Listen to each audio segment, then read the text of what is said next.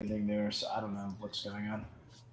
But we'll figure it out because we solve problems here, and we solve problems for us. We solve problems for you, and we've got a lot of things to talk about. So it's a And wonderful day in the neighborhood. We are into 2023. The new site is up. We've gone through tags. The trades are flowing. It's the most wonderful time of the year. It's the off season, and it's hope springing eternal when it comes to the rookies in the draft. It's everyone making all sorts of moves to position themselves for cap space to bid $46 million on Derek Barnett again. I mean, what gets better than this? I would say nothing. But then I've got 5 owners to start on the podcast. We've got the Vikings, Broncos, and Eagles that we normally have. Our pretty regular guest, the Giants. We also have a new owner that I think it's his first time on the pod, but he's been a very active member since he's joined. The Colts are joining us this week. So, Rory, thanks for being on. Welcome to the pod. And thank you for doing some things with the Colts team that isn't just bidding $50 million on washed up free agents. Well, thanks for having me. I wouldn't put it past me of still doing that because, I've made some great trade decisions so far being in the league. But I'm learning. I'm getting my feet under me. I'm trying to figure out how things should be valued. And it's exciting. I love it so far. It's a lot of fun, an absolute blast. Excellent. I mean, and that's the goal, is to make it fun. And look, the fun of this league is in its complexity. So everyone's got a different approach. Everyone's got different values on players. It makes the trade market just so much fun.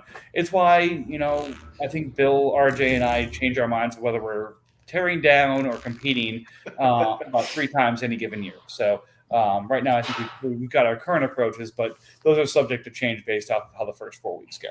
Of course. Cool. So it's kind of an introduction. We'll talk through some of those recent moves you've made to make this team your own. Obviously, you started with Tom Brady, who was retiring at quarterback. Actually, no, I think. Yeah, that's right. I think I had Tom Brady. Okay. But then Kyle Pitts was kind of the main guy at tight end that you would really had the previous owner build around. Again, and not much else outside of a number of free agents, but between moving some draft capital and kind of reposition some of those assets, you've got a pretty solid looking team coming into free agency here. So just talking about some of those bigger moves that you've made recently, why don't you take us through your Herbert trade that you did with the Panthers to really solidify your quarterback of the future? Okay. So first of all, I have I'm sure what will be unpopular opinions about players. Usually when I have an opinion about a player, I'm very strongly about that. Chris Olave especially. I love the dude. I hate the situation. And he strikes me as one of those players that his rookie year may end up being one of his better, if not his best years of his career. So I felt like I've got him. I don't really like him. I want to try to sell high. Nick Bosa, he's not going to be the answer in the short term because I just don't have enough pieces around him. I might as well try to get as much out of him as possible. He's already expensive. And then I acquired Jared Goff. I can't even remember the trade. I got Jared Goff. I loved that contract. Loved him as a quarterback. Great situation. But I knew James also had a huge hard-on for Jared Goff. He loved him. He loved the Lions. And then he acquired Herbert, and I knew it was only a matter of days before he would be offering me something for Goff. I wasn't a huge fan of the pieces I got outside of him. Cooks and Zeke have some value. I know Cooks at least should produce this next year, assuming he actually plays for a team with a quarterback. Zeke, at the time, it seemed optimistic. They're talking about restructuring his contract. They're talking about retaining Pollard. It's like, okay, they're going to run it back in the offseason. They're going to see if they can get the run game going a little more. And then they let their run game coordinator go, walk to the Bucs. And then a bunch of stuff came out about Zeke doesn't have a market and his legs are dead. And, now it's looking a little scary. So at the end of the day, I did get that superstar quarterback that I really wanted, that top 5, 6, 25 and under quarterback that I'm hoping to be able to build around. It was one of those impulse things where I knew if he was out there and available, I wanted to go get him. but I still think he's a valuable piece. If he ends up roughly the same in terms of points as he did this year, this coming year, hopefully he'll get a pretty decent contract reduction. But that's where I'm at. That's the trade, and I'm pretty happy with it, honestly. Yeah, and I mean, look, you're making the team your own. So the deal to get Goff was with me. That was, again, shocking. Zach Wilson, Chris Olave, Nick Bosa, Khalil Mack, and 2 seconds for Goff, Cooper, Kwity Paye, and Roquan Smith. And I think you've heard enough from me from the podcast so far that the decision to trade away Kwity Paye was one that is going to haunt my soul forever. So enjoy him with Buckner and let him hopefully be everything you need. Right. I forgot he came in that trade. I absolutely love Kwity Paye. Agreed. So phenomenal. It was a well-known fact in this league that I was going to take Kwity months before I took him. So as soon as he followed me, everyone's like, it's Kwity time. But anyways, the other thing that is clear that you're learning so far is not to trade with the Giants, who, again, are on the podcast. I won't be too mean here. But 2 of your early trades here were with him, where it was picking up Kenny Gainwell for Alvarado and Trayvon Walker. And then the other one was Jalen Guyton for Kene Nwanu. I'm never going to pronounce that correctly. Nwangwu. So again, it's two guys that we talked about a little bit pre-pod, but I assume part of that was driven by trying to go offense for defense, which makes some sense, and part of that was, of course, because you're a Chargers fan. Yeah, Guyton was a little bit less fanboy driven. I do think there's a little bit of worry there because if the Chargers go what I hope, Guyton will be valuable. If they go a Michael Mayer, if they go a Kincaid, if they go even like a Bijan Robinson, I like Guyton. He's that speedster. He's not going to have a ton of good games, but he's going to put up those 5, 6, 15, 18-point games where he catches a 60-yard touchdown. If they go like one of the speedsters in the draft, it looks a lot worse. I'm kind of nervous. But, you make the trades you can at the time. The Kenneth Gainwell one. I really like Gainwell. How he played in the playoffs, I think, is going to be very reminiscent of how he plays in the regular season. I would be surprised.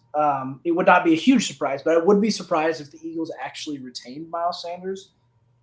If they do, Gainwell still has that RB 3-4 level production that he should at least be decent. And then there's that extension where I'm going to get him for 4 or 5 years at a sub $1 million rate. And then eventually, hopefully, he does end up the number one in Philadelphia.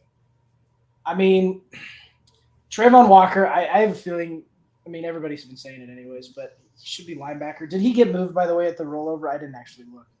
Is he a linebacker now? No, it's not driven by us. Yeah. Oh, well, whenever that happens, I have a feeling he'll be moved to linebacker. I already have a lot of those. Obviously, Bradley Chubb. I just acquired Juwan Bentley. I tagged him. I just acquired Roquan Smith. I've got pieces at linebacker. Do I really need another one? No. And getting a running back was crucial because I think at the time of that trade, my running backs were Tyler Batty and Kenny Nwangwu. I think that was all I had. So pretty rough. Maybe I had Zeke at the time. I can't remember. But now I'm kind of liking my running backs. I got Michael Carter in another trade. He hopefully will be the RB2 in the Jets, get some pass catching. But, yeah, it was essentially I have defensive pieces and I have 0 offensive pieces. I need to make some moves to get some of those. Excellent. And again, this is the fun part. You make the team your own. So, again, very happy to have you on. Very happy to have you active, especially this time of year where everyone's trying to reposition and get ready for free agency and the draft. So what we're going to do is we're going to go through. We had 13 trades take place since our last pod. On the old site, we have 16 trades on the new site. We've got a whole bunch of tags that went down with some bidding wars on a couple of those. So we're just going to go through those and focus on some of the transactions in this pod. And I think that's going to pretty much fill the time. So appreciate you all being on, and we'll jump right in. The first two were deals for me, so I won't mention more than kind of what they were. First was a deal with me and Panthers, giving Otten from my side for JOK and a third. Offense for defense, which I know is, foreboding, but what can I say? I really like JOK, and I have since before he came out. So wanted to pick him up. And then Ginkle lost a role, but seems to be a rotational guy. So getting a fourth for him, as I was trying to dump some cap in some years, made some sense. Yeah, I mean this is fine. JOK is going to be obviously a starter, and he's going to be very productive. And Otten is probably the starter, given Tampa's cap space. They can't really afford to bring in anybody very expensive or anything like that. So yeah, I think this is going to work out just fine. And hopefully, both of you are happy.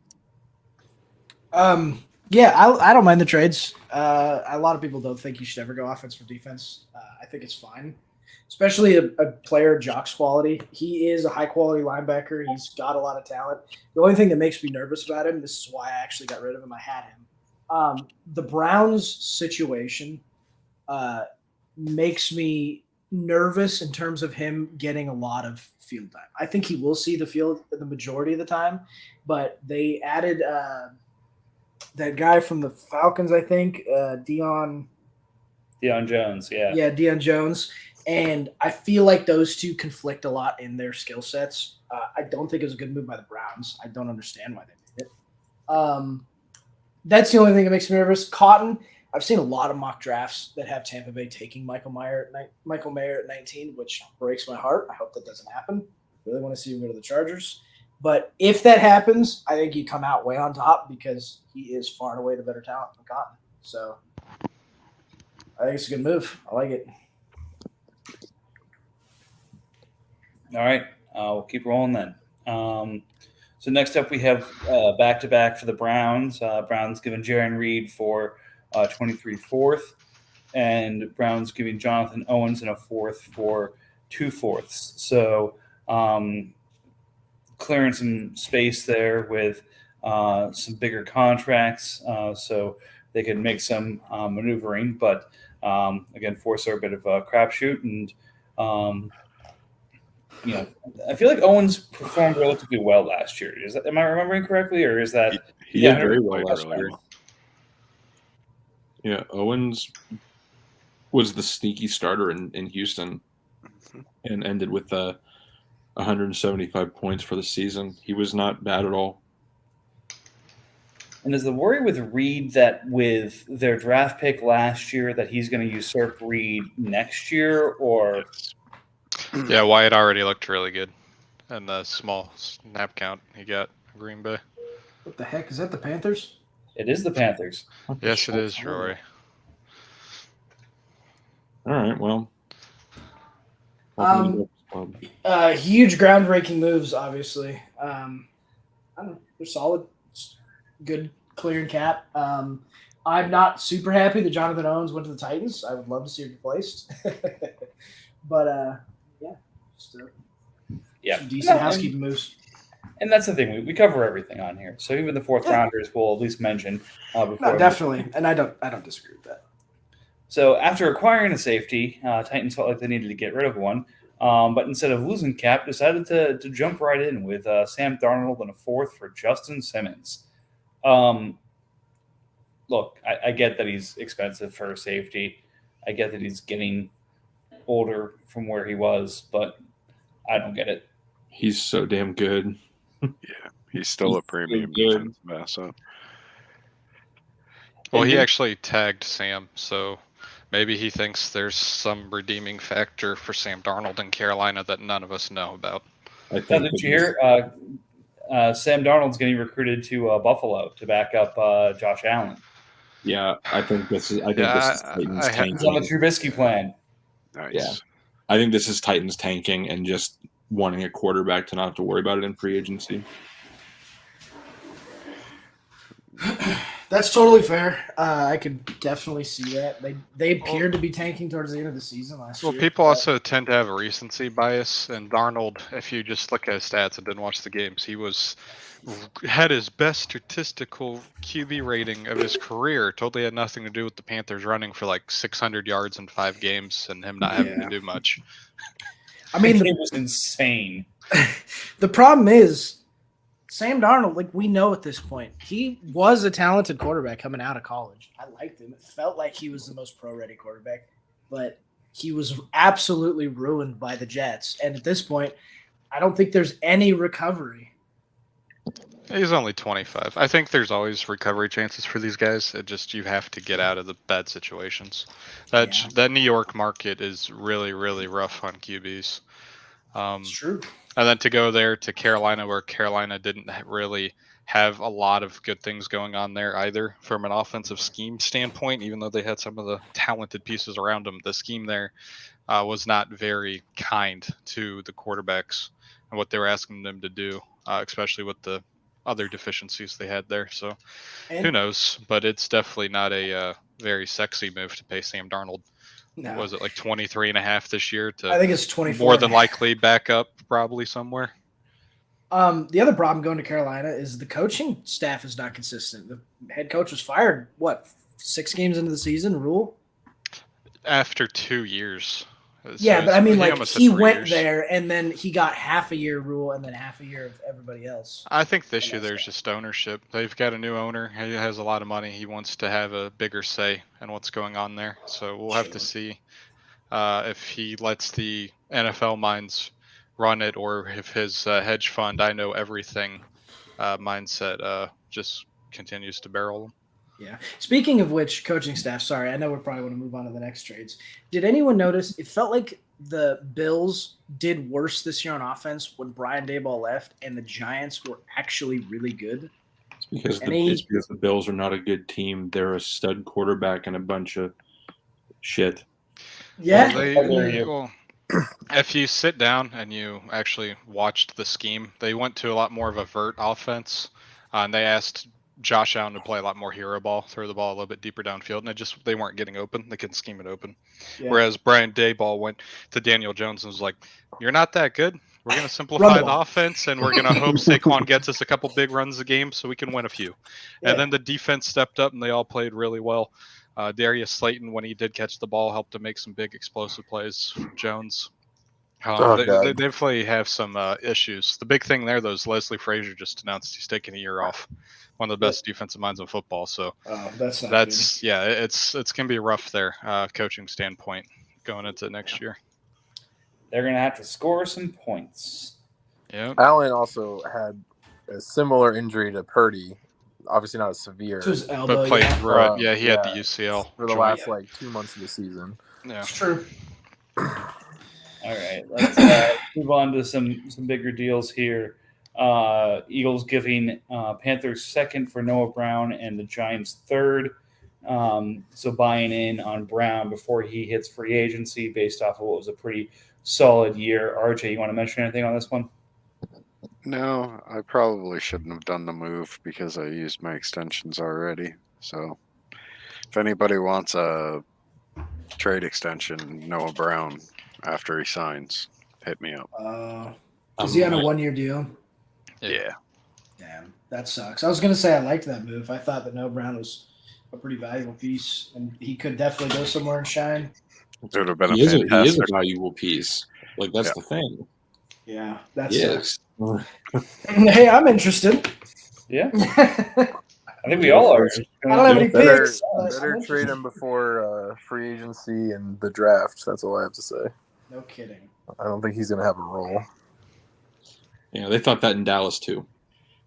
I It don't know. took 4 years for him to have a role. Yeah, I am And worried. Gallup to just be limping through the whole year. No. Yeah, I am worried he'll get the Cedric Wilson treatment, where he'll go somewhere on a decent contract, and then that somewhere will decide, well, we can bring in these other receivers that are better and play better, Tyreek Hill and Jalen Waddle, and then he just won't ever see the field. So, We'll see. I think he's the guy you slot in as a 4 who ends up, earning away to 3. But He'll get on the field for his run blocking prowess. He's honestly probably one of the best run blocking receivers in the league. He would be really good, I think, on a team like, I don't know, the Giants, who have a run game established, assuming Saquon doesn't go anywhere. If he stays with the Cowboys, that'd be good. You would think like San Fran, the Niners, San the Fran, Commanders, yeah, all the exactly. teams that want to kind of be run first would probably be knocking at his door pretty easy. I think the Eagles would love to have him as a number 3 guy. Tennessee Especially has s- some openings. yeah, the problem with San Francisco is they Tennessee just, would be very good. re-signed what's his name, Jennings. So, yeah, I'm thinking there, or hey, I wouldn't be surprised based off what Catherine was saying today, if Tennessee's on the short list. I don't think he's going to be that expensive a sign anyway. No, exactly. Probably like I don't know, $14 million a year, maybe less. Oh Wide God, receiver. way less. I don't know, dude. Wide receiver markets can be crazy. Don't forget that they have cap they have to actually spend, and there's Yeah. nobody to spend it on. Yeah, All like, right, he could very easily make 10 plus. I think. we shall see. Anyways, we've got 2 more linebacker purchases. We had Saints give up 2 fourths to get TJ Edwards so we could tag him, and we had Lions give up a third and a fourth to pick up Devondre Campbell from Chiefs. And renegotiate him. What are we thinking? Any major insights with either of those, or That's a I find sweet. it. That's I a sweet deal for Campbell. I think it's pretty fun for TJ Edwards. Obviously, we don't know where he lands, but that Saints team is, slowly turning itself around, and that's a stud. Did And then, Will retain that? Yeah, Did he retain him? RFA'd him. I kept him. And then Campbell is just interesting because he lost a portion of his role to Quay Walker, so he's not going to be quite as productive as he was year prior, but he's still going to be a heck of a linebacker. all right? Then we've got one of the bigger last-minute moves: Joe Mixon for Ronald Jones and a first. Again, Mixon, I think, based off of some of the news that came out, has been dropping rapidly in terms of value, but still earns a first from the 49ers. Move up with Ronald Jones, who, since he was basically never dressing for Kansas City, I don't know if he is in the league next year, but nonetheless, a first for Mixon. Barris picks up something, and since he doesn't own his 24 first, I have no idea what he's doing, but he's doing something. The other one is Bears moving Uche to the Broncos for Hill and a fourth. So getting active, moving pieces, picking up guys who may be out of the league next year, and draft picks. So we'll see what he buys with those because, again, he doesn't control his first next year. So that's kind of the next step here. I'd like to talk real quick about the Bears Niners. Sorry. Just that trade, the first one. Ronald Jones, I absolutely love as a running back, and I struggle to understand why he hasn't seen any time anywhere on the Can't field. catch a football. Sure, but everybody has a use for a guy that can run the football, and he can run the football. I think that going to the Chiefs was the worst thing. But The issue is that Tom Brady basically had him replaced with Leonard Fournette the year after he went off and didn't have any value. And if Tom Brady can't use a running back, then nobody can. that's fair. I can understand that. I think Leonard Fournette is a little underrated. Like his rookie year in Jacksonville, like, Fournette's a stud. he's great. well, he he looks like he's a 45-year-old man. but he Fournette runs like and a- Todd Gurley, a bunch of those guys, if you get drafted high enough by a team that isn't really that good, you get the box loaded on you and you don't look good Yeah. until And the even team his comes rookie year, around for he you. did look good, you know? Yeah. Well, it's also the AFC South. It's the worst division of football and has been for forever, so it's not as hard. Yeah, that's fair. I'll give you that one. But I will say, if Ronald Jones goes somewhere that is going to give him touches, even if it's not much, not the Niners, obviously, have like nine running backs to play well, but someone that would use running backs in a similar manner, I think Ronald Jones could have a top 30 or 40 running back season if he goes somewhere. If you can't catch and you aren't that great in pass pro, no one's going to pick you up when they can bring in rookies that are cheaper. Is he not good in pass pro? I haven't No, watched him. he's not great in pass pro. He can't catch a Well, ball that's to certainly save his his life. problem. He's done. He might stick on somewhere here or there as like the practice squad just filler, but he's not gonna have a big role. That's sad. I hate season something like that. Anyway, sorry. Continue. Just wanted No, to say all that. good. I mean, deep dives on these things are why we have some of these discussions. All right, so finishing out previous year, 3 trades involving me, all basically centered around the middle one. So I'll start with that. Day of the deadline, Cowboys finally decided to break his embargo on TJ Watt, despite the fact he was on his IR all year, and people were clamoring to try and get him off. I ended up winning the bidding for him, giving Zay Jones, Gross Matos, and the 132 this year for TJ Watt.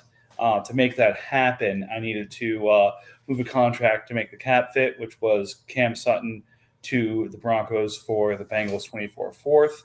And I needed to move some years so I could extend him and also do so with the cap space needed. So I had to cut Deontay Hardy, who was claimed by the Saints, and I had to trade Josh Allen from his freshly extended contract at about $8 million to the Buccaneers for John Franklin Myers, who, while he holds the DN position, was a bit more of a rotation DN, but with the value of DNs in this league, something that I needed to do. So again, feel good about picking up TJ Watt based off of how he finished last year. The price I feel is probably right, if not a bit of an overpay from my side, and then made some ancillary moves to try and make sure I got that to fit in. Yeah.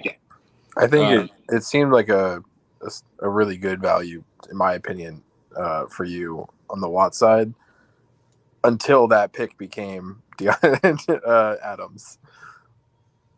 Right. So again, he needed $40 that million to get Adams. Devontae Adams. So that's fair. Yeah. I mean, like, hats off to Cowboys for making that move. It's not like Vikings knew that he was going to go out and get Adams. Of course, yeah. So I like that move as a whole. I think that's a reasonable price for TJ Watt. I honestly was not a big fan of the Josh Allen, Franklin Myers move until you explained it, and now I'm actually a really big fan of your side of that, just for the way that it made everything work. So I think I like it. I mean, I don't hate it. TJ Watt, I mean, he's expensive, but honestly, 13.8 for a linebacker that, if he's healthy, is probably going to put up 250 plus. He's not bad. He's not expensive. Yeah, that's not. Wait, That's what I'm wait saying. till you That- see free agency.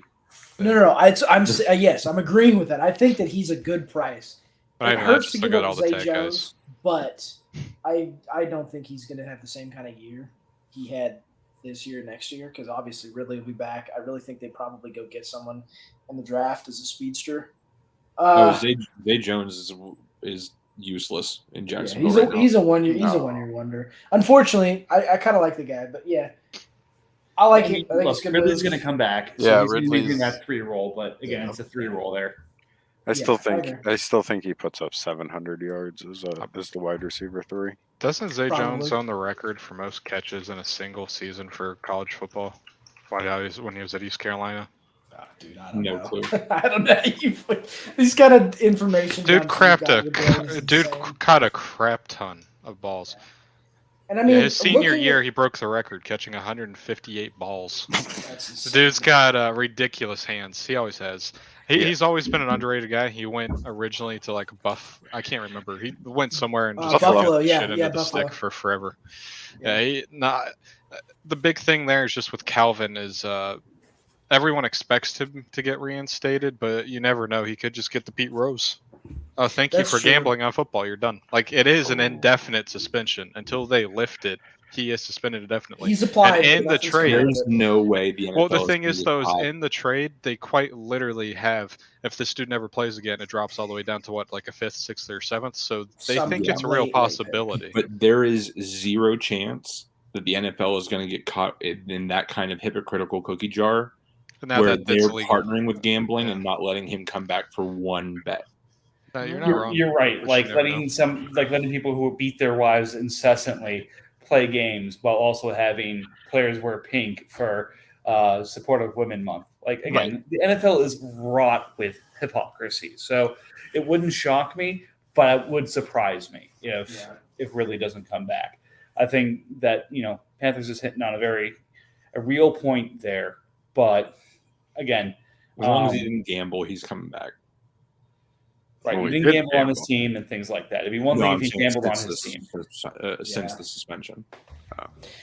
I mean, it's unlikely that he doesn't get reinstated. But again, it is a possibility. And it's one of those things, too. When you have a player that's been out of the spotlight for this long, he didn't play really the year that he was actually playing. He got a couple games in, kind of left the team of his own accord, and then he got suspended for a year, or indefinitely this last year. It's entirely possible that the NFL just goes, nah, dude, we're not reinstating you because gambling is totally against the rules, and we're going to make an example out of you. And then because of the removal from the spotlight, he may kind of go under the radar. No one really notices, oh, this guy is not playing in the NFL anymore because he's bad. You know what I mean? So I think floor is there. I think, like RJ was saying, 700 yards and kind of fewer touchdowns this year is probably what we'd see him there. I mean, Trevor Lawrence really emerged as one of those legit quarterbacks this year. So The issue just comes with that is if they tag Ingram isn't a tight end. So, well, what are you doing with that? Is Ingram on the field? Is Zay Jones on the field? Because they both line up very similar roles. And this year they had both of them on the field a lot because there wasn't a Ridley. So if Ridley does come, you have Ridley and you have Kirk. And then you probably have an Ingram. And Zay's probably on the sideline. It's where you can even lower that floor. Ingram's on the field. they for sure. definitely Yeah. used the crap out of Marvin Jones, though. Either way, they're both going to find their way on the field because the second, like that role also initially everybody thought would also be a Travis Etienne role, kind of like in a slot that's more of like a potential blocker. And he ended up being pretty bad in that role. Like he's better just as a running back. In the Well, a NFL. lot of that too was under Urban Meyer, and Urban Meyer was kicking his kicker. So Yeah, so no. looking at it real fast, Kirk had 991 snaps, Zay had 930, and Jones had 700. So if he loses 15 snaps a game, goes from sort of the 58 per game to a 43, he's going to see fewer targets. But again, you drop the touchdowns, you drop some of that. He's going to find his way onto the field based off of the times that they use 3 wide receiver sets in Jacksonville. So I think it's less of a Ridley and more of if they spend a top, say, 60 pick on a wide receiver, that could be very troublesome. It could happen. They don't have a ton of speed on that wide receiver core. And if they see someone available that's a speedster, that could absolutely be one of their choices first 2-3 rounds. Very possible. So either way, I think he's got some navigation to do. Very good piece. Got a first round pick and got Gross Matos, who again, here's hoping that that Carolina has a better defensive coordinator this year than they'd have in past years. I love him coming out, and he's a good complement to Burns, but just from a production standpoint, hasn't quite been there. So again, we'll see what happens with the new coordinator, but his contract at like $1.6 million for a D end who puts up over 100 points is not a bad thing to have. So It's good. It's very good. and then TJ Watt, the other thing is, yes, he has the potential to be linebacker 1. At the same time, he was linebacker 12 last year. So all of that for linebacker 12. If I told you that in a vacuum, If you took the name away. if you took the name away and I told you linebacker 12 for that, you guys would say way overpay. The fact that TJ Watt and he's got the ability to perform like that gives some opportunity there. But again, Well, linebacker 12 missing 7 games. no, I'm talking point per game. Oh, okay.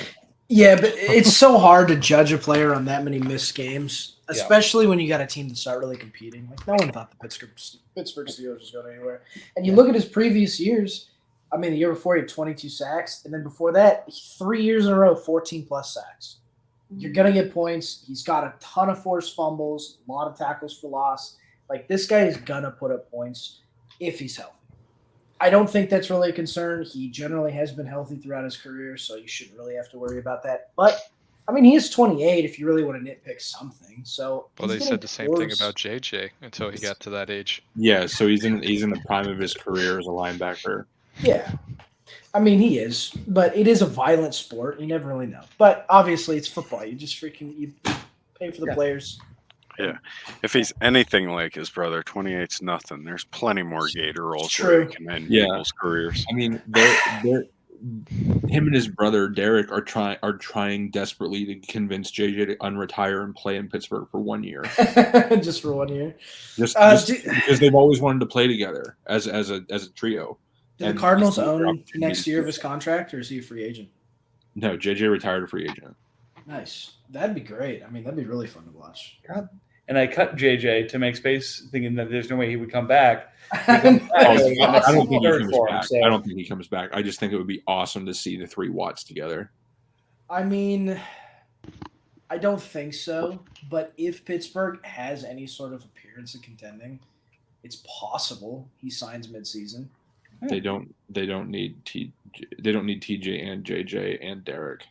They They- don't. But I mean, who's going to really pass up signing JJ if he's going to take a veteran minimum? Yeah.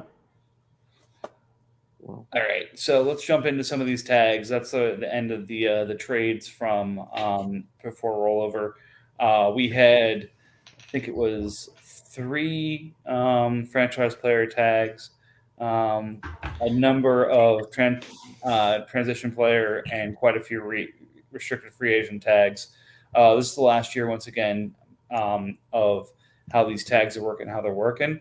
Next year, everything changes. So this is, once again, your regular reminder. Go read the bylaws. And if you have questions, ask your commissions about this, because it's something that's going to change this year. So don't treat the players the same.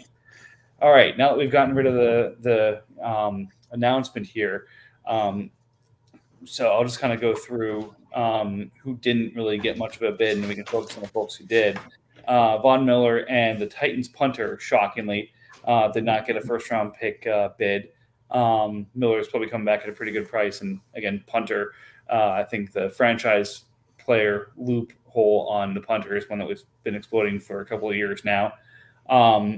Transition player, Caden Ellis, Carl Granderson, Morgan Fox, Jonathan Owens, Javarius Ward, Josh Uche, Raheem Mostert, Julian Love, and Kader Kohu did not receive any bids. So go right back to their teams who had tagged them. The one transition tag player who did is Quinnen Williams, but we'll focus on him a little bit more in a second as we go through the folks who got some action. Restricted free agent, no bids, and go right back. Rashid Shaheed, Jonathan Knight, Donta Foreman, Juwan Bentley, Jack Sanborn, Malik Collins, Jaron Reed, Chiefs punter, TJ Edwards, John Kaminsky, Sam Darnold, a bit on the late side, but still no action on him. The big players who did get some bidding, which probably need a little bit of conversation. First and foremost, from a franchise player tag, is Devontae Adams. I can't remember if it was you, Colts, or somebody else who joked that, hey, $40 million and a first for Devontae Adams sounds like a great idea. Well, that's exactly what it took. $40 million and the 132, and Packers chose not to match. What are your guys' thoughts there? I think Packers made the best move it could. I would not pay $40 million at all. No, I wouldn't either. I mean, I made probably some sort of joke along those lines, but it was probably geared towards I want to change the renegotiation rules. $40 million for a receiver, even in fantasy, is effing crazy. And you give him a first-round pick on top of that. Honestly, it was like, what, the 31st pick? Which pick went to him? 32. Yeah, it was a 32nd pick. So not a huge deal. Basically a second rounder with a bad contract. I mean, we all know what's going to happen. He's going to give Devontae Adams a contract of some sort, and he's going to renegotiate it. And then he's just going to be a $23 million receiver like the rest of the top ones. I don't. Not if he balls out like he's supposed to. He'll be in the Well, first, in the 30s. yeah, I mean, he would have to be wide receiver one. And the only way I think Devontae Adams is wide receiver 1 is if a good quarterback goes to the Raiders. You're going to have an Aaron Rodgers. You're going to have one of those top-end rookies who actually plays well. And honestly, I don't see it. Aaron Rodgers is going to go there. I don't even know if Aaron Rodgers is going to play next year. I don't think the Raiders have the draft capital to move up and try to take one of those big ones. I think the Raiders are going to be stuck playing Stidham or whoever the hell their quarterback is. They're Right not going to play Dude, Stidham. hear me out. Okay, Josh McDaniels is going to do it again. All right, he's going to Yeah. bring in Kyle Orton and he's going to draft Tim Tebow, and we're all good. And then they're going to go to the playoffs and they're going to make all the Steelers fans cry. Oh my And god! yeah, okay, Too all right, funny. we're good. You're a But I bad mean, man. here's the thing. Even if Devontae Adams has that huge season, he's still going to get to knock a chunk of his contract off. And I don't know. I respect that it's a strategy that you need to have in free agency, especially if you're going to bid on franchise players. But no one in real life is going to pay a receiver $40 million, at least not until that cap goes up by $50-60 million a year. I don't like it. If I was the owner of Devontae Adams, I'd be happy to let him go at that price and get a first-round pick for him. Not a great pick, obviously, but it's better than nothing. And yeah, I mean, you just, if you're the Packers, you can't pay Devontae Adams $40 million. It just doesn't work. You can't. Well, he would have no cap space left. Yes, and it's just not possible. It'd be better to take that, $40 million, or he has $28 million or something cap right now. It'd be better to take that and go get rotational pieces in free agents because, frankly, it's just, in my opinion, a waste of cap space. You're not going to compete with a player at $40 million that's not a quarterback at any appreciable level, in my opinion. So I disagree. I think he should have matched. I think that he has positions like he could have not accepted Hassan Reddick and his $24 million. And he could have fit him in, and he could have traded him at any point during this season and likely gotten way better than the 132. Well, Sure. So the only you have the Reddick, you have the Love, and you're also paying Miles Sanders, who's a free agent, $17 million. Like all that Yeah. money would have been better paying Devontae and doing anything else with all the other pieces. But Yep. he went all in to win last year, and it's just biting him on the ass right now. I mean, Well, but the he's not only out of way- it. the only Sorry, way I man. see him truly regretting this is if Aaron Rodgers retires and he clears $18 million off of his salary. Sure. And that's totally possible. But even then, like how much okay, one moment. Even if you retain Devontae Adams, right? He's on the Cowboys now. How old is he? He's 28, 29. Cowboys. Devontae Adams, $40 million, who's 30 years old. Granted, he has a game that ages well. He's not one of those receivers that relies 100% of it on his athleticism. He's going to play well. But at the end of the day, he still has Cooper Kupp, who very easily could end up as the wide receiver 1. He still has Alan Lazard, who, even without Rodgers, is still going to be a solid wide receiver 2.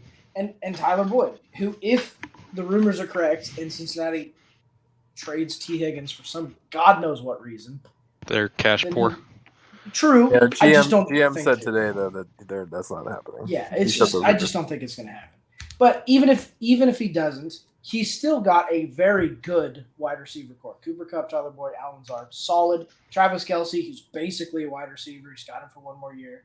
And then his running backs, if Elijah Mitchell's healthy and if Jamal Williams somehow finds a repeat, I mean, he's got one of the best skill position groups in the league. I can't hate it, even without Devontae Adams. And He's $40 million going all in. is a lot of money, man. You're talking quarterback 1 money. He's going all in. He's making the last push. Yeah. And I mean, this is it, really. He's got 1, 2, 3, 4, 5, 6, 7 contracts on his last year. Well, I mean, A that lot doesn't of big mean ones. anything. Right. But I mean, it's the big ones. Travis Kelce, Hassan Tag. Reddick, Tag. Julian Love. He wouldn't be able to afford it. Right. So we might see him pivot. I think Jeremy always goes in trying to compete, but has been quite intelligent in the past. If things are going sideways or it's time to get out, he gets out at the right time. So Yeah. the question is, if he retained Adams, could he have moved him for better than the 132 later in the year? Or was this the kind of, okay, 40 million, this is what I'm going to get for him? I might not find somebody who has 40 million in space who either wants him to use him or who will give me something I want that's better so that they can renegotiate him in the offseason. So We'd be 2 days into free agency, and everyone would be like, "Fuck, I'm not going to spend 25 million on Joe Schmo, the fifth string receiver for the Saints. Why don't I just go spend this first and take on Adams?" I guarantee you, he could have moved him within a couple weeks.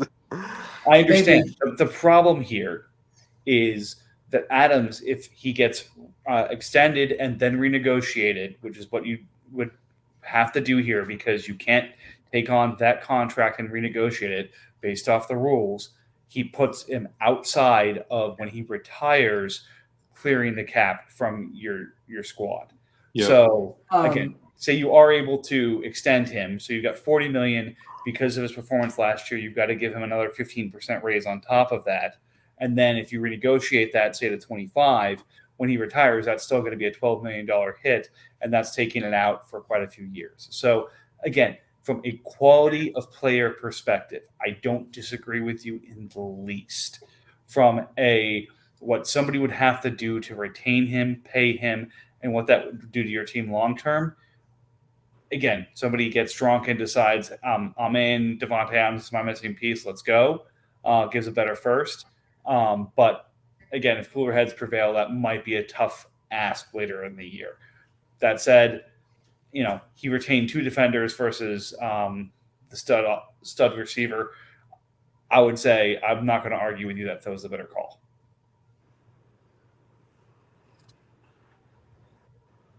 Browns, welcome.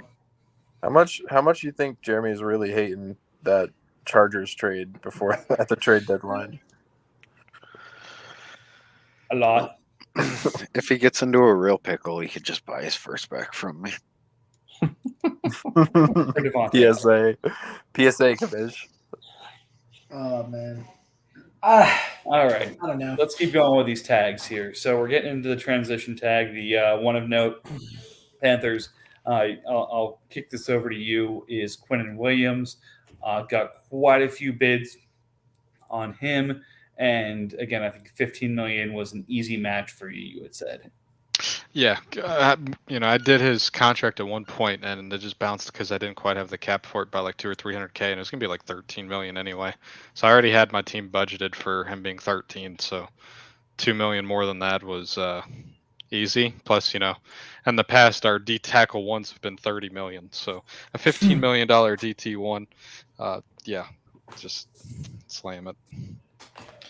I mean, especially when the offer on the board is, hey, I'll give you the 232. It's like, yeah, I'll shop elsewhere. Thanks so much. I love the sins of that. I love that the sins of that Darnold deal, that Donald deal, is having ripple effects though. Still, I like it. I mean, if you look at his options, at James' options, I think Von Miller has to be his franchise tag. If you put him as a transitional tag, people are going to bid him up for just a second. And then Quinnen only going for 13 million. I mean, the dude gets sacks. I like it. And a D tackle, sacks are huge. Look at Jeremy's D tackle for the I think it was the Eagles. Had the DT2 for the Eagles, who got like 8 sacks, 200-point player, or Colts, I'm sorry, lined up next to Buckner, puts up 200 points, was a rotational guy everywhere else, rounds up as our D tackle like 4. Yeah. And he's only 11 million. I mean, it's expensive for D tackle, but in terms of like the actual points and value there, it's good. It's good points. He's actually a free points. agent. The other D tackle's in free agent, the one he's talking about. Yeah. And Tier Tart, who had a really big tear during the season that helped Bucks win a couple of closer games, is also a free agent. All right. And then moving on to the restricted free agent, we had a couple of bids here. Carlos Dunlap, I got pretty, easily. Mistake probably on my part. Forgot that he was a free agent. So again, 320s for a player that Lions acquired for 5th.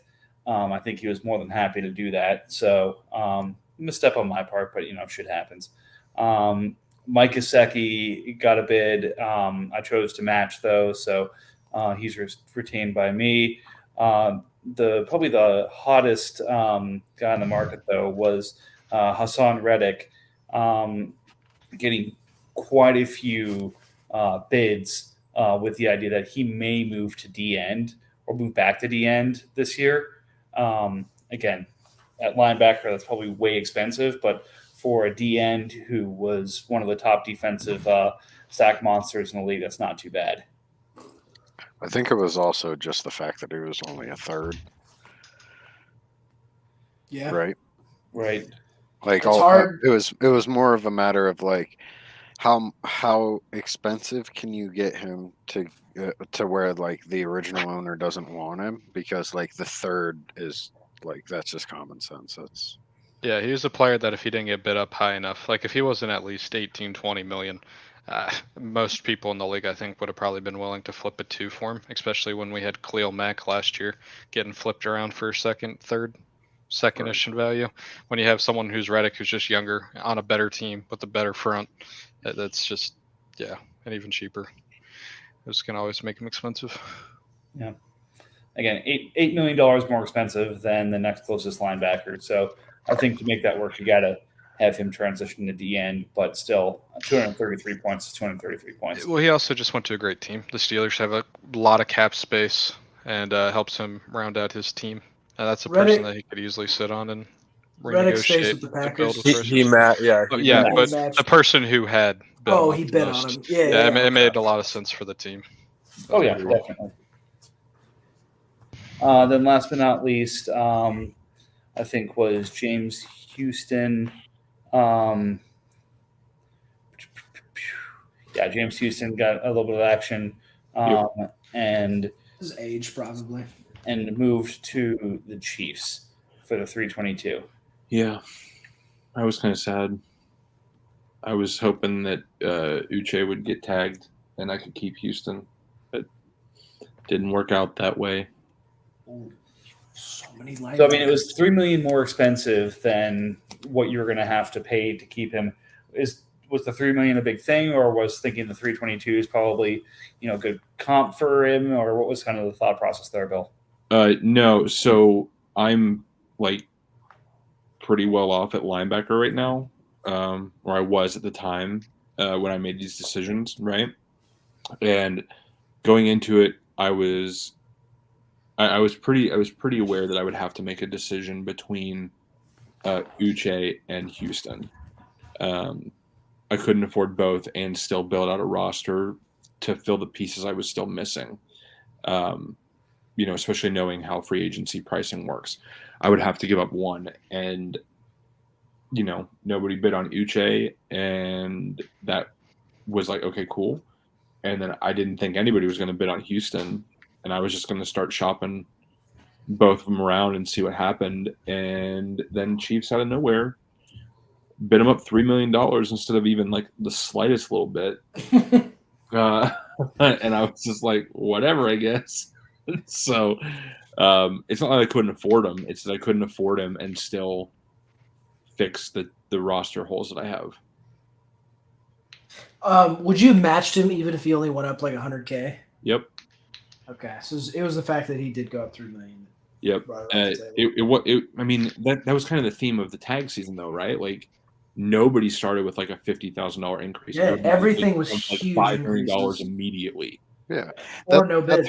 That's how it should be. It's not really like an auction. Like you guys are like, it's trying to find a number that the owner's not willing to pay as far as like cap hit. Yeah, and Yeah, I mean, you know how long this would take if we all nickeled and dimed by 50K? Right. Exactly. You piss the owners off. Then they what do we have to do for 2 weeks?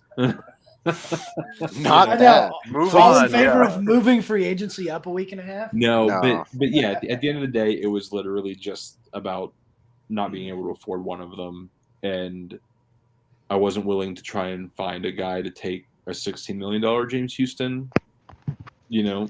So I was honestly kind of surprised. I figured you would match that and then find cap space elsewhere because you I do want- have a I wanted $11 to- million Corey Davis and an $11 million Devin Bush. I feel both of those are a lot more inflated than a $16 million Houston. Well, it's not nobody's the going to buy price, but either like, one of those guys probably. who's gonna buy? Like, is somebody else gonna buy Houston for more than a third round pick? Right. I It's maybe just the would've gotten like talent of the 2015. player is a lot better. Yeah, Okay, but is that talent worth a second round pick? Mid to late. Yeah. Well, he was probably. offered. He got a no. late third for him. not No, this I year. understand, but like, you have to have something substantially more for him to like reasonably go, all right, well, like, and I don't think there was enough compensation for him to, jump through any types of hurdles to keep him when you could just go, whatever, I get a third. Yeah, I think- exactly. I mean, the risk is that he does the same thing this year, and then you can tag him for a 2 next year, and then likely becomes that. But that's a risk that I can't afford to take financially as far as cap goes. And to your point about Bush and Corey Davis, nobody's buying them. Like nobody's going to. Just off the name value alone, like Corey Davis, unless he lands in a spot where he's the 2, he's not going anywhere. Is he a free Devin agent? Bush Is is he with the Devin Jets Bush, and nobody wants him No, because it's he's just, underperforming. it's really about the longer you've been in the league, the more PTSD you have about Corey Davis. Yeah, yeah. No, I get what you're saying, but like it's just one of those things, right? Like the pieces I have are pieces I have because they have a ton of value, or because I just literally probably won't be able to move them. At one point, he was like $24 million and on like a 5 or 6 year God, deal. man. It was Yeah. just, yeah. he was So nuts. much money. And like was nuts. everybody's been like renegotiating him, get rid of him, renegotiate him, get rid of him. And like now he's finally at like a good enough deal to where it's like, I don't know, hold on to him.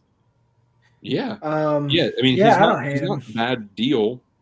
He's just, maybe he doesn't have a team for a little while, and I have to wonder if he has a team by week 1. It That's it about might it might be very unfortunate that by the time he finally becomes a reasonable price, like he's just gonna be out of not, the league. not productive in the league, or Yeah. like the seventh best Yeah. wide receiver on his team or something. But at the same time, he's my 5th receiver, and if I trade one of my top 4, he's my 4th receiver.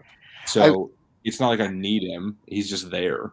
Yeah, no, I like the player. I'm just Yeah. Yeah. I mean, his he's in a his good name got money. spot. If like Derek Carr, Aaron Rodgers goes to the Raiders, I like where he's at. Or the Jets, excuse me. Sorry. I mean, there's a chance. Didn't you hear from Brandon Marshall? He's retired. Mhm. Yeah, Aaron Rodgers. I meant like Derek Carr. If Derek Carr goes to the Jets, for example, I think he's in a good spot. Because one of those guys, Elijah Moore, is probably going to force his way off that team because he's a douche. But I don't know. The Jets have a lot of receivers. I think could be good next year. Carr's going to Tampa Bay. He's going to win MVP in the Super Bowl. Yeah. I mean, possible. I suppose You can't afford him. Yeah, that's probably true. I would really like Carr to the Jets. I think if Carr goes to the Jets and they manage to stay somewhat healthy, unlike last year, that could legitimately be a Super Bowl contender. I don't team. think anyone wants to go to the New York market No. willingly. I I don't think mean, anyone. I really don't think anyone. I think that's part of the reason why Danny Dimes is like, I want $45 million because he just doesn't want to be there. I Yeah, wouldn't you want to be there. have to be paid handsomely to deal with that excessive amount of like. publicity. Bullshit Yeah. Texas. Yeah, I mean, it's hard because Carr has had very little success with the Raiders, for example. The Raiders have had very little success with or without. I'm him. just saying, like, the Raiders is not a good team. Yeah. You know, No, they never haven't will been in a be. good spot. They So- haven't had very much talent. They don't have the ability to give free agents big signing bonuses because their owner is poor as fuck. Like, it's just how it is with the Raiders. Now Carr has an option. He can go somewhere. Yeah, it may be a little bit of an unpleasant location, but he's going to step into a team that has legitimately one of the more talented rosters outside a quarterback in the league. You got Breece Hall, Garrett Wilson, Elijah Moore, Denzel Mims, even CJ Uzama's not great, but still. You got a great offensive line if they can stay healthy. You have a defense that just added a crap ton of pieces that looks good. Like there's potential there. Nah, I'm going right to Houston where there's no income tax and most of the people barely even know there's a football team in Yeah, Houston. Well, His there's guy an was- opening in Tennessee. I mean, There you go. I mean, Yeah. not a terrible roster. Anyway, we got to move on to the trades or whatever. All right. I mean, you For guys sure, seem for sure. pretty happy talking about this. we spent You never 15 trade minutes me- on Zay Jones. Why not? I mean, If you guys really want to talk about Oakland, the Athletics, they're talking about potentially dissolving the team in 24. They're doing so poorly out there. Ugh. Back to Moneyball. We need to release all this. right. The So, Knicks have been horrible first ever three since. trades we're going to link together here. Bill First buys a three, you team. mean? Episode Bill buys a team. Bill buys the team. So Bill decides to take his war chest of the 108, the 128, the 131, future. Cardinals the 24. Cardinals 21 first, the Panthers 21 first, his 21 first, the Rams 24 second, the Broncos 24 second, the Chargers 24 second, the Seahawks 24 second, the Broncos 24 third, and the Bears 24 fourth, Cam Taylor Britt, and go by. Excuse me, I need to take a sip of water here before I. you got a list. You got a list. Kareem Hunt, Chase Claypool, Ed Oliver, Debo Samuel, Nick Bosa, Dre Greenlaw, Corey Davis, Yannick Ngakoue, Demario Davis, C.J. Mosley, Brian Cook, and Bobby McCain. So picks up, let's see, a running back, 1, 2, 3 receivers, 2 quality DNs, very solid linebacking core, a highly talented D tackle that may not have scored as highly, but I think everyone's loved his potential, and 2 quality safeties for all of the picks in a corner. Well, one's jobless now. You'll have one. So again, the goal here being Bill has 2 very cheap rookie into second-year quarterbacks who look to be in starting positions. So he went out and bought. No, they're not the starter. They're Everything QB1. else. They're going in. They're going in as QB1. All There right. you go. So again, who are going into the offseason in the position to be starters next year. Mhm. They have not been named the starters next year, but in position to be starters. Is everybody okay with that explanation? Yes. Yes. Professional Sure. bench warmers got you. Anyways, Bill buys a team, spends all of his first 3-round draft capital to do it, and now has to fill in some of the holes in free agency and with 4th-round picks. You know what? Fire away. You guys go first. So at first brush, the first couple trades, my first thought was, I think you overpaid a little bit to start with. I like Debo Are Samuel. as a you breaking fantasy these player. down individually or as a collective of all 3? As a collective of all 3, and then I want to kind of shoehorn in the Cowboys-Broncos trade that happened yesterday. Because at first, I didn't like all the trades. And then Bill absolutely trade raped the Cowboys. I don't really understand the trade personally. You gave up a receiver that has declined every year he's been in the league and is poised to enter an offense that's even worse at throwing the ball than he was already in. And you traded away, admittedly, a solid, fairly cheap running or linebacker. But you got back one of the more promising rookie receivers and a tight end who is very talented in a bad spot, but a very talented tight end, Irv Smith. I don't know what the Cowboys' plan is here. He's obviously not in here, so I don't want to attack him too hard because he can't defend himself. But I love Jahan Dotson, and I like the fact that you gave up not a ton to get it. You're basically banking, though, on the fact that Kareem Hunt goes somewhere and starts his run, to me. Like, when I look at these trades as a whole, you're kind of banking on the Jets having a passing game and Kareem Hunt going somewhere. Is that incorrect? Why do the Jets have to have a passing game? Corey Davis, essentially. Oh, that's wide receiver 5. He'll never hit my starting lineup. You hope to, but yeah, not fair. But no, Kareem Hunt is solid. I don't care if he goes to a committee or not. That's pretty much what the league is at this point. Even in Pittsburgh, where they are like known for like 95% RB1 is your guy, they're splitting time with Harris and Warren. Like it just is what it is now. He's gonna play, but I've also made no bones about the fact that I need another running back. Like I'm gonna have to get a second one. I've been, low seed diving, trying to find what I can for force, but I know I'm gonna have to do something more significant.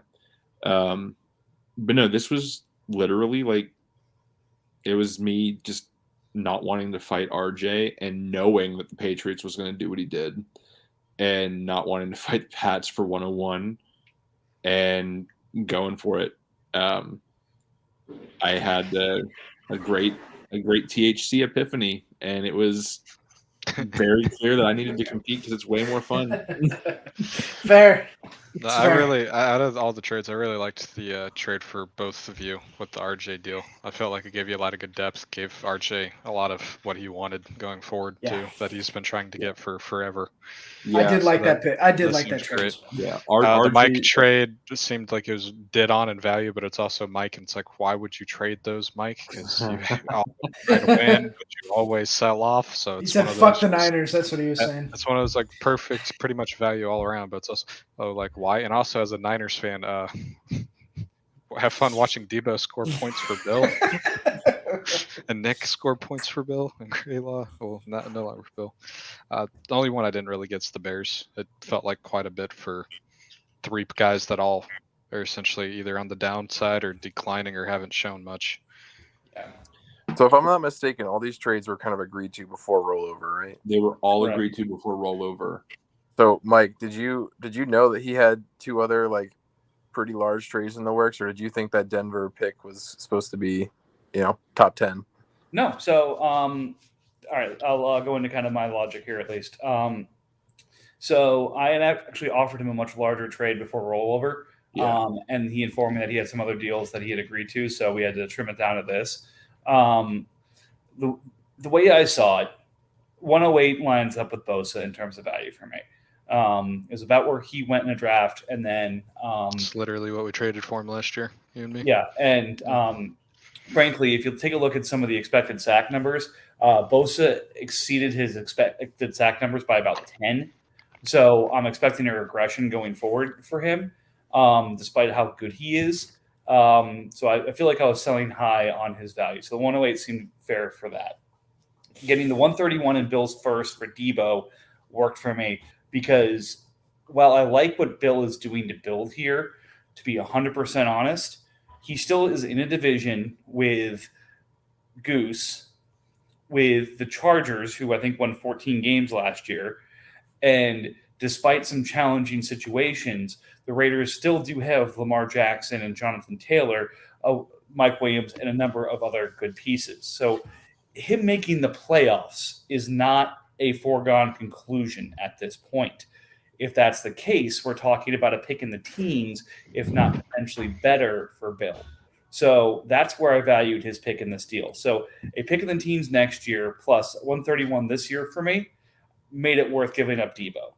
And then getting multiple seconds and and a third, which I think we're going to fall in that range for Greenlaw, made it feel like about a first valuation for him.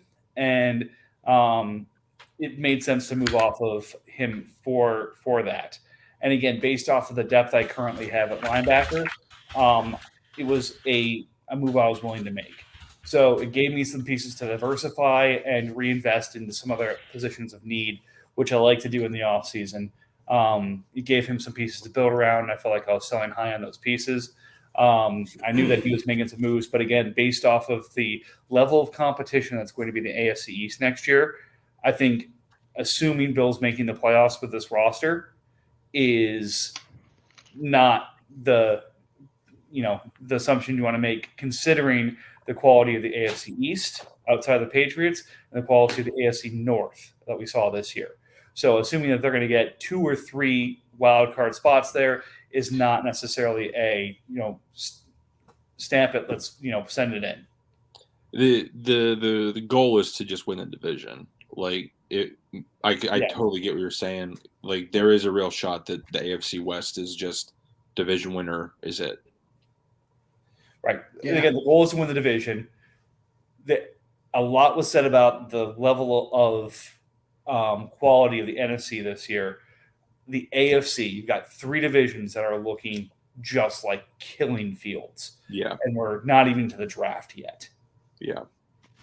It's a hard one. Plus, like the AFC West plays the AFC East and the NFC North this year. So it's not like it's an easy schedule. It's a slaughterhouse for a lot of people this year. Yeah. So that was the logic there in terms of why I did what I did. It was to pivot and reposition. The other piece of this is, and San Francisco is not a big air yards team, but Deebo Samuel, I had seen a stat, had I think something on the level of 400 air yards last year. So again, a lot of his stuff is yak, and we get it. They're the yak bros. That's what they're supposed to be doing. But considering what's going on with Purdy's elbow and the fact that they had to delay his surgery, so he may not even really be ready until midway through the season. So we're going with Lance, who I like, and I have faith in, but at the same time is an unproven quantity and was not necessarily a big driver of value for players on offense. I'm willing to move off for what I felt was fair value rather than absorb a whole ton of risk. Last year, I took a ton of risk on. Some of it paid off, some didn't. This year, I'm trying to diversify a little bit. All right, so QB draw play 2 for Trey Lance again. Gotcha.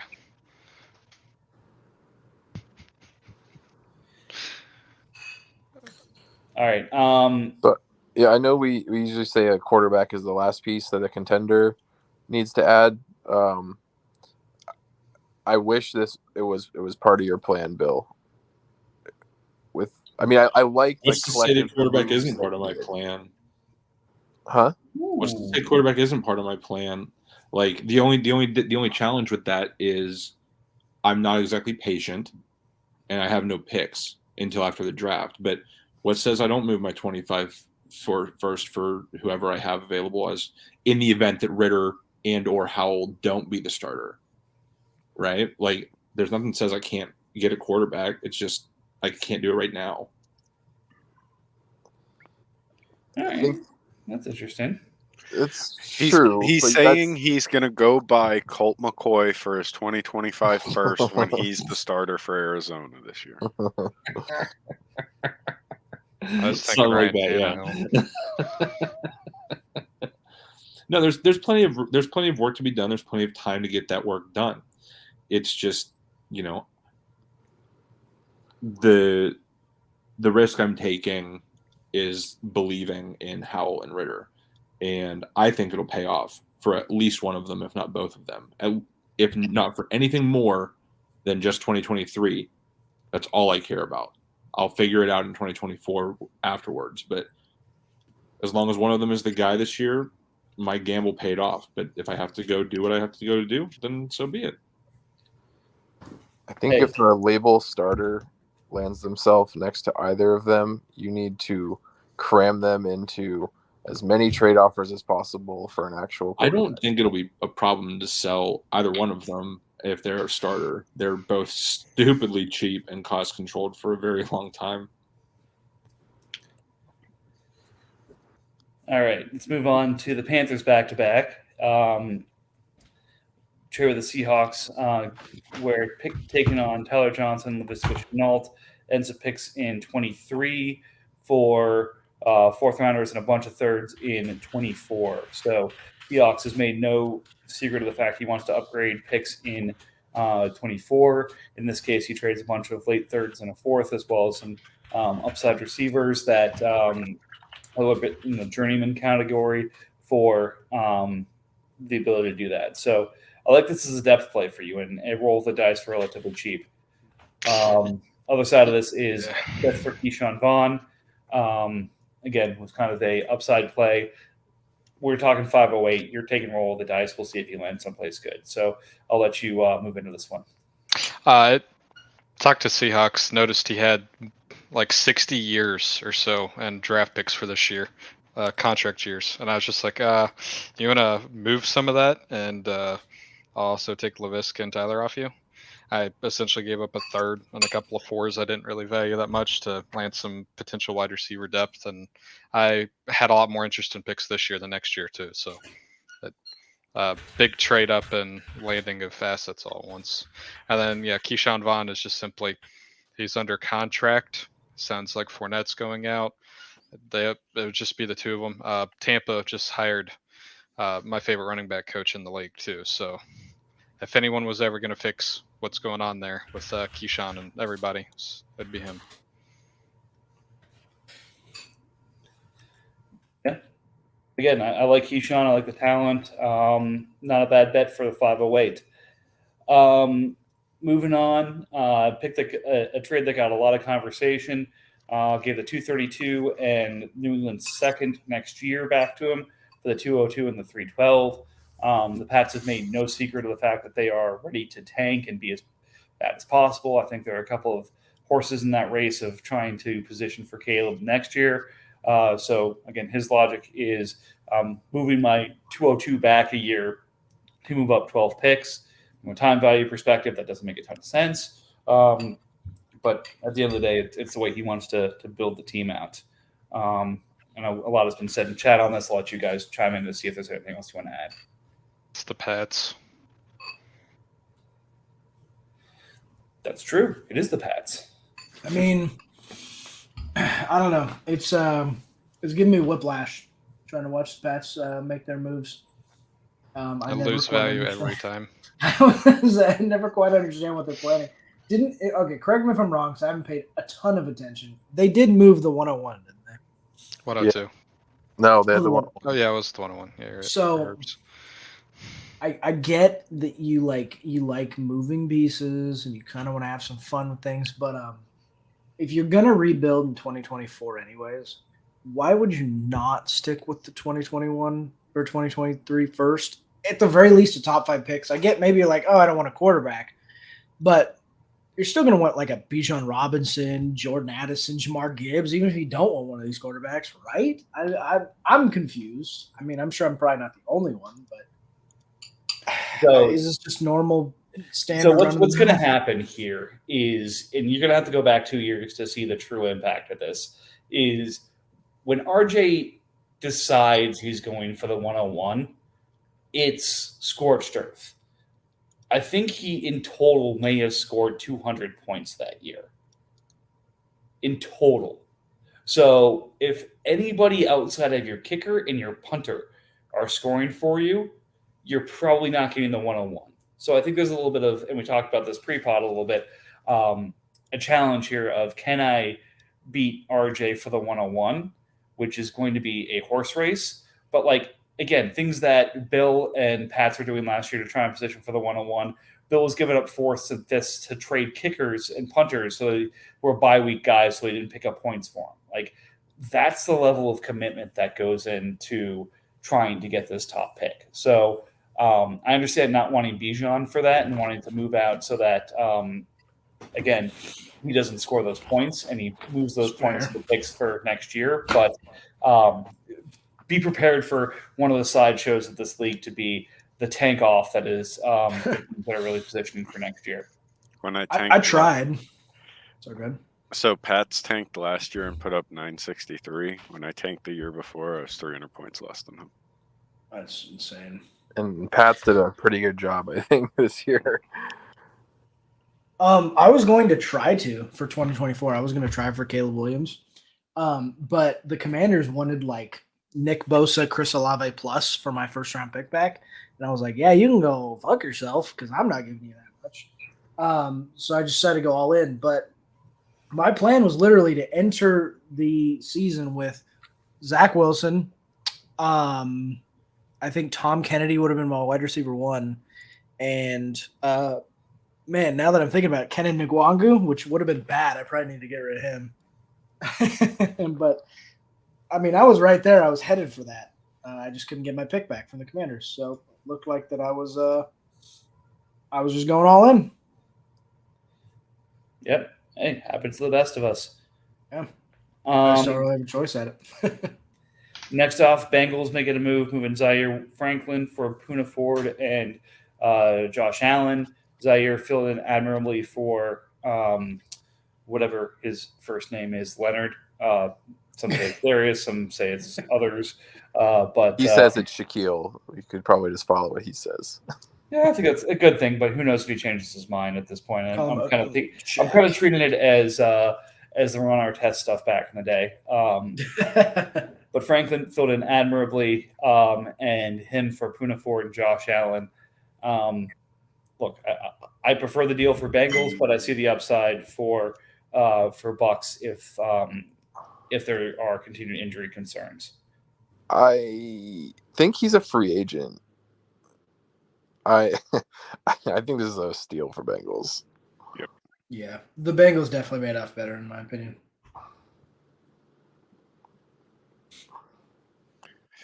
Cool. Okay, well, keep that simple. Then. Buccaneers. In my opinion, Zaire Franklin's just somebody that you take out of that position, you put anybody else in, they're gonna do the exact same thing.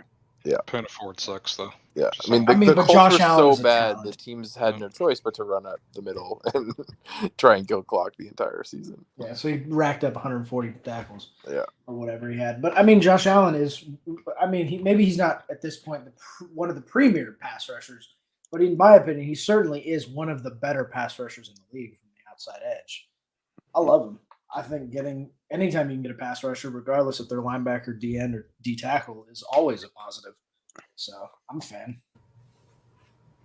Yeah, and again, I hated to give up Josh Allen on the deal I made, but that said, I was trying to go from linebacker to D end, and it made sense for me. But nonetheless, like I said, I like what Bengals has here. Then we have me trying to shed some cap further in Bud Dupree with some depth given for the 321 that I ended up giving for Carlos Dunlap. Again, not the best decision by me, but good on Panthers to pick up Dupree on the cheap.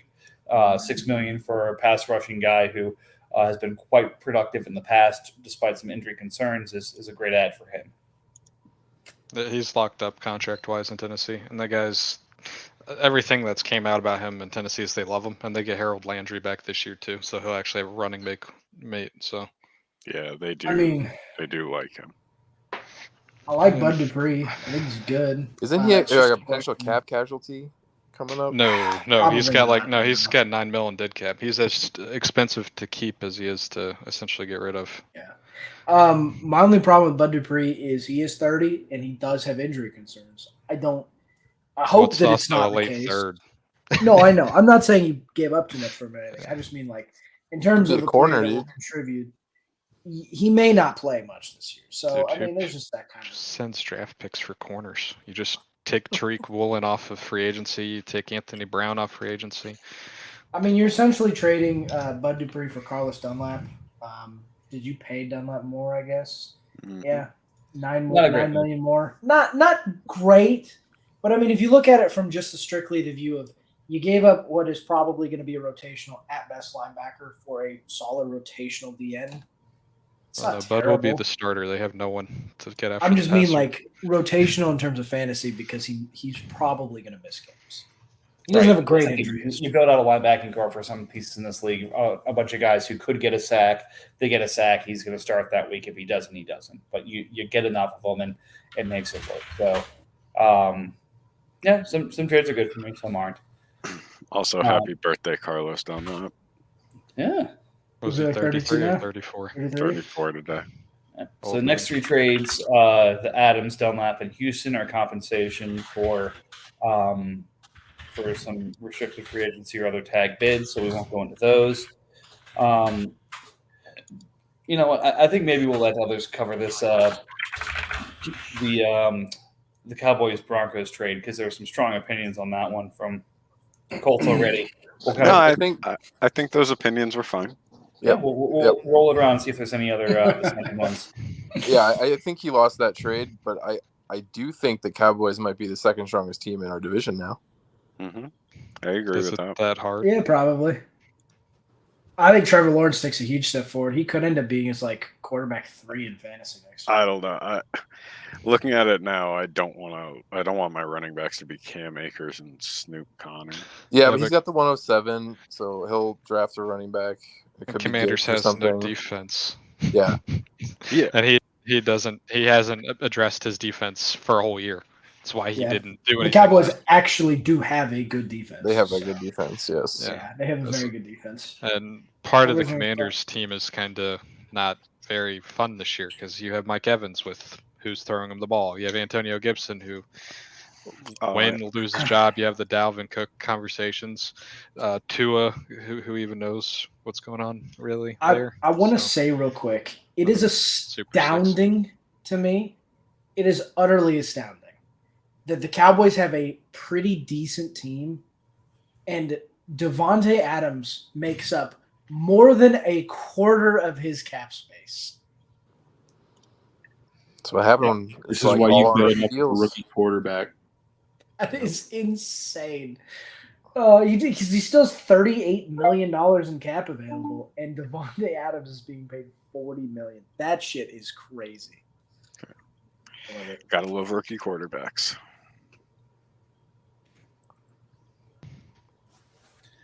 Anyway, Absolutely. all right, All right, guys. or I rookie wish deal. I could stick around. I do have to get going though, unfortunately. So Well, appreciate you being on where you could be on. We've got 4 more trades to go here, and then we'll get to the fun part. But appreciate you joining, and feel free to come back anytime. Some great comments from you, Colts. thank you.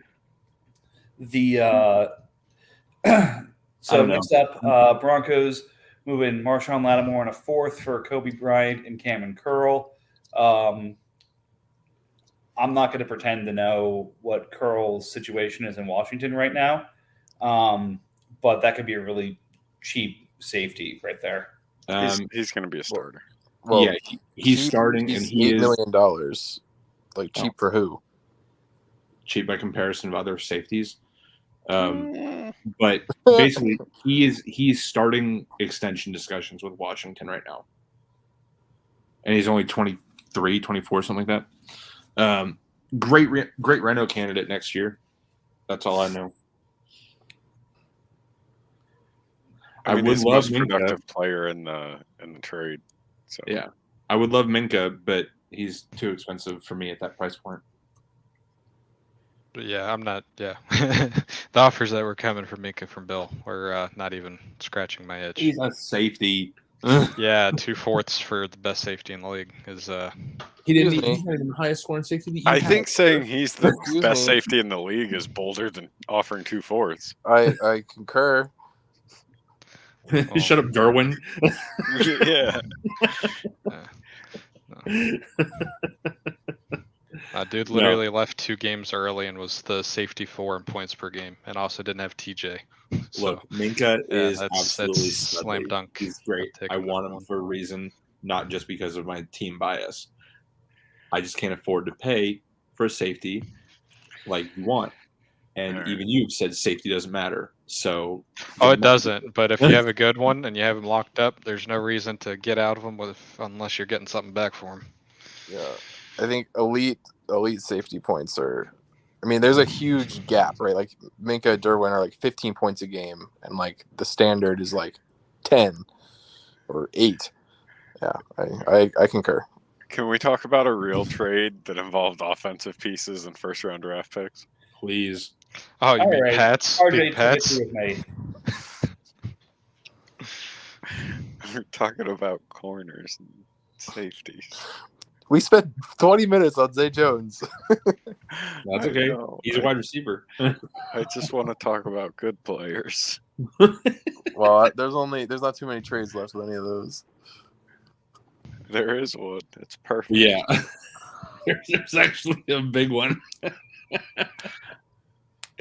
Go ahead, Mike. No, RJ, take it through because you were excited about this one. I mean, I love this trade. I love Hollywood. I love George Pickens. Like they are They're very fun to watch. I think this was a fantastic trade for you. Yeah. I think it was a fine trade for Patriots also. He did not profit off of the things that he bought, but it was for the pod, so I appreciate it. I can't believe someone's lost so much value trading the same names over and over again without a single game of football being played. Any big names trading teams or anything this whole offseason. Well, I just want Patriots to know he is appreciated because Oh, he these are is. the type of It's fun, trades- but at the same time, you go back every single one of these pieces. He paid more than he got back for it. Every single one. I mean, like, I still don't think it's like awful. So Marquise Brown is worth. No, it's worth not a awful. first. He's probably got like 80 to 90 cents back on the Yeah, dollar. he But paid- when you he start paid with the what, dollar and you walk 24? out with 80 cents, it's still not good. Yeah, No, Pats, I mean- Pats is just taking a loss on his return. That's all. But Is it's he still ta- a great deal. It's a fine deal, and he's bringing the market back down to normal, like what it should be. Like everybody was asking for like first and seconds or 2 firsts for like every wide receiver, like before rollover, and it wasn't realistic. And like these, Yeah. like these are the wide receiver prices. Yeah. Like for the non like top 10, Yeah. guys that are 20, 25 or 24 or younger. Mike, I'm curious, did he break this down to tell you which picks were for which player by chance? A little bit, but I also had. I mean, he broke it down to what he paid for those pieces, and if the way I approach this, the Broncos 24 first for Pickens is what I was thinking here. Right. The 202 for Duvernay because he paid the 203 for it. Okay. Then the 131 and some combination of the 210 for Brown, who was the 123, and Moreau. I like Moreau. He's cost controlled, but again, he is the backup for Waller in Las Vegas. They can get out of the Waller contract next year, but nonetheless, when Waller wasn't there and playing and Moreau was, he didn't exactly show out and light the world on fire. So if you take it from that perspective, he may not have gotten exactly what he paid. 95 cents on the dollar is probably pretty close. Again, why churn if you're losing value? But again, now he's got these picks, and those should ideally advance in value between now and the draft. He has the 131, the 201, the 202, the 210, number of future firsts. He's building his war chest, and he's going to be able to continue to move back in the draft. I think, the big thing to take away here is I mentioned this last year in my approach towards stuff in this league is I'm not going to lose my mind over a $25 league. It's fun to trade. I enjoy trading. I'm going to, do stuff because I enjoy it. So if he's decided he's going to go all into the tank and get a bunch of picks for 24 and try and bring his point total under 100 next year for $25, that's, if it's fun for him, it's fun for him. Yep. Let's not lose our minds about it's maybe not the optimal way of doing this. We're in this to have fun, so let's have fun. Oh, Pats has fun. He sure Pats does. has fun. There's nothing else to say about the guy. He has fun. And he doesn't like to be told he's not going to be the best at whatever he's trying to do, which is why he did this. And I think he got a little bit mad that everybody was like, RJ is going to take 101 hands down, no questions. And I think he's going to try and prove that wrong. But again, good think luck, about the last 2 seasons. Think about the last 2 seasons. 2 years ago, we said there's no chance Pats makes the playoffs. He was in the hunt down to the last week of making the he playoffs. literally went back and forth on a week-to-week basis. And then last year, it was there's no way he's going to catch Bill for the 101. And then he caught Bill for the 101. He dropped everyone, and I didn't. I look, again, everyone's saying, he doesn't like being told he's not going to be able to accomplish what he wants to accomplish. But he accomplished it the last 2 seasons. Look, it Anyways, might I'm on be, the other side of the deal. This is looking like I'm playing defense and stuff like that. So we'll move to the final trade here. But Panthers moving off his freshly minted contract for Quinnen Williams, Chauncey Golston, and a third and a fourth for J.D. McKissick and Chandler Jones. I guess, Panthers, why don't you just jump into this and kind of go through your thought process here? Not the sexiest of trades, especially with J.D. McKissick being up in the air, but I solidify my DN room. It's valuable on its own. No, I mean, I think this is so. I personally don't like Chandler Jones anymore. I think that's the biggest downside of this, but I'm also super happy that somebody else has to pay Quinnen Williams, because that contract does not sit well with me, no matter what his talent production is. Well, the other part of it to me is just D-tackle safety corner. Every year that I've been in here, I've constantly churned it, and I've constantly been top 10 in points for those three positions. It's not that hard to continue to replace that position for points. Keep that in mind with Minka. Yeah, no. I had to do. That's the thing, though. I had to do all the footwork to go get the Minka. I had to do all the footwork to get the Quinnen. I had to go do all the footwork to get these people. I'm not gonna sell cheap just so I can do the footwork all over again. But it's fine. I felt It's fine. this It's trade all was about decent for what I wanted. I feel like I'm you really sold hoping cheap. to do this campaign. So I probably did, but also I don't.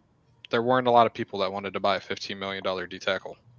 He's very hard to move. The other thing about it too is just the guys who are actually available on free agency aren't half bad, and yeah, I open up the cap space. So. yeah, Cam Hayward's the big name there. Whereas finding another running back for me in free agency is not going to happen, because I only had $10 million before I did the trade. I get a stab at J.D. McKissick. He's too much in dead cap for them to cut him. So if he doesn't retire from his neck thing, he'll be back. He's been productive no matter if Gibson's there and healthy or not. And then Chandler's the same thing. They paid him so much money, he's going to be playing, and they honestly don't have anybody better to play opposite of Max Crosby. So it's dudes that will play and get points. For sure. I like it both sides. I just don't like one player on each side for either production or for the cost. But I like the deal generally. All right, we did all the trades. Now let's talk about making our own. All right, hour and 30 minutes plus. You guys got more than you bargained for here. I appreciate everybody jumping in for this. I don't actually think Browns has talked yet. I think he's just here for the trades afterwards. So He has Said he was having- says he's having technical difficulties. oh, Well, Okay. he's still appreciated. Yeah. absolutely. It's the thought that counts here. So Does anybody else think the new Colts makes you miss old Colts? not really. We're still live. Anyways, thanks all for listening, and happy new league year. Keep the trades coming, and we're gonna have to probably get into some mock drafts and some power rankings here in the not too distant future. So more to come on that front. But thanks everybody, and we'll catch you next week.